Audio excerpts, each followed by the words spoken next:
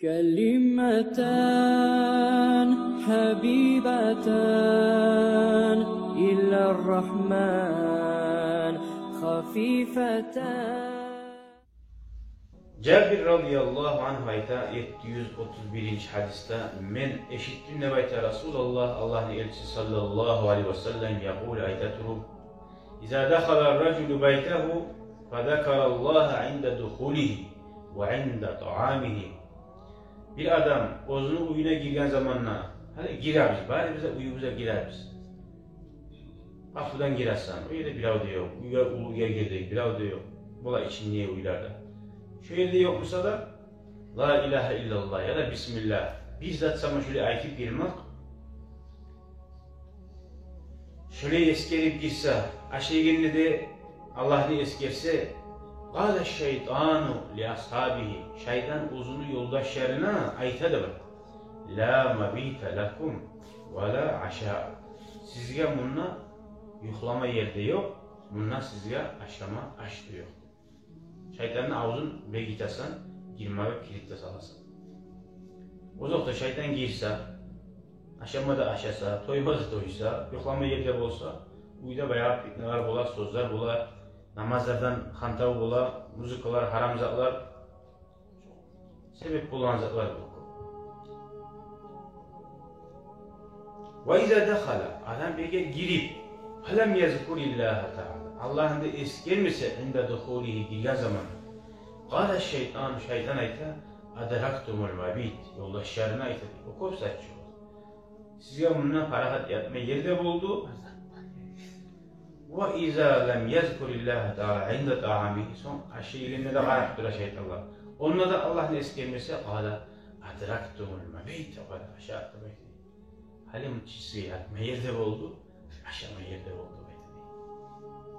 Burası şeytan o zaman alıp olur. Verzetke ortaşıcaktı.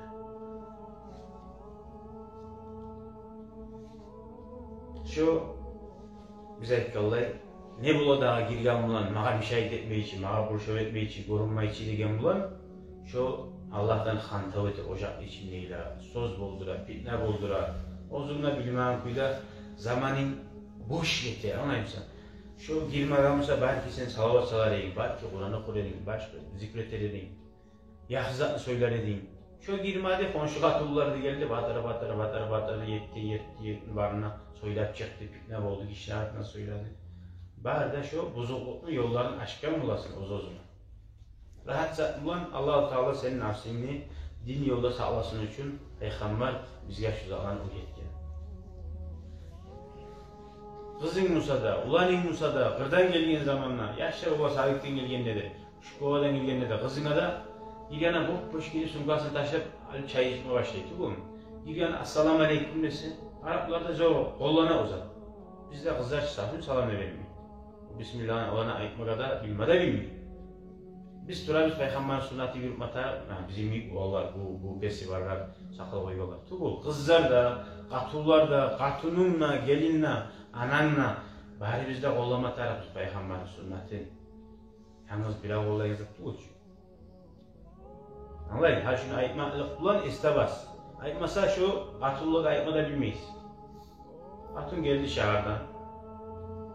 Assalamu aleyküm, ayağı uzattım, yakşı mısın? Ne çıksan?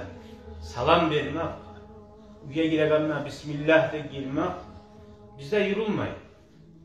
Katullarda mümkün, azı uğramak şu yürütürüm. Katun yakşı olsa sağa yakşı ola. Katunla şeytan girse ek şeytan ola.